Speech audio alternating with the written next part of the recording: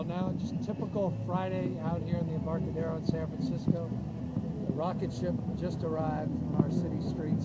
This is the 20th significant piece of public art that's now here in the city because of the extraordinary support of the Black Rock Arts Foundation, our Arts Commission, and really the community that said we want more public art. We want public art that challenges us, that instills a sense of well-being, that infuriates, whatever the emotion is, but at least enlivens the senses. And I think this one's a really exciting one. It actually replaces Louis Bourgeois' Spider that was out here temporarily, that people loved, that was here a couple years ago.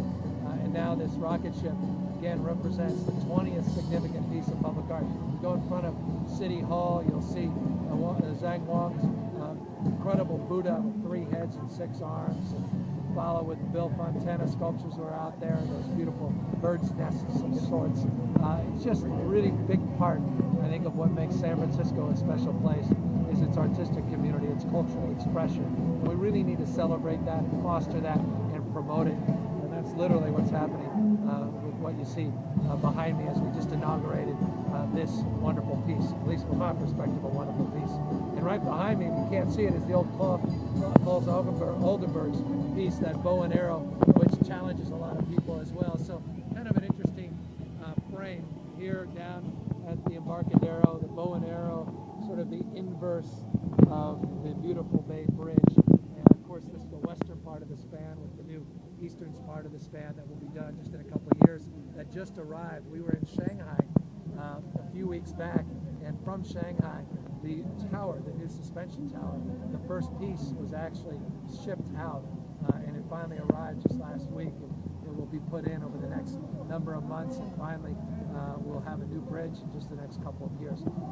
One other thing that I think is a lot to do with the number of people who are out here today and sort of the energy that's back in San Francisco is how proud we were of Judge Walker's decision in Proposition 8 and what this means in terms of the renewed energy, that the belief that we're all in this together, and the belief that one day we'll see full marriage equality, not just in San Francisco, not just in the state of California, but the entire country. This was a landmark decision, the first decision of its type to challenge the federal Constitution. And it follows a very similar narrative that was established out here in California in the late 1940s in the Perez decision in 1948 that led to the Loving versus State of Virginia decision in 1967.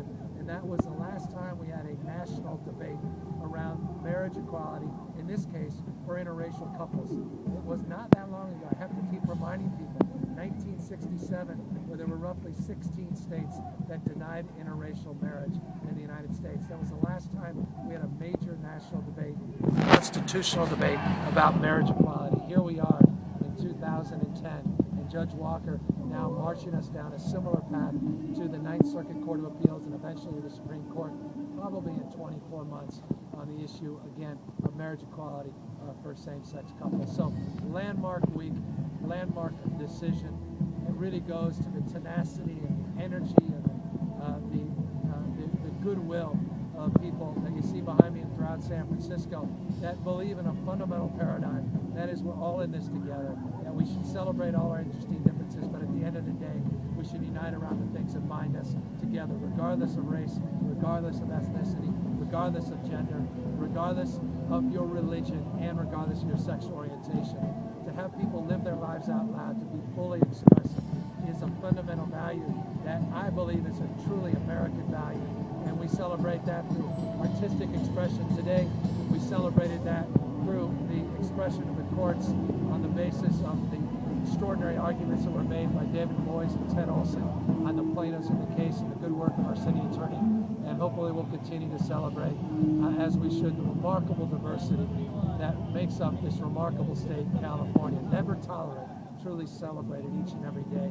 Things, again, that Dr. King said, that web of mutuality, the things that bind us together are common humanity.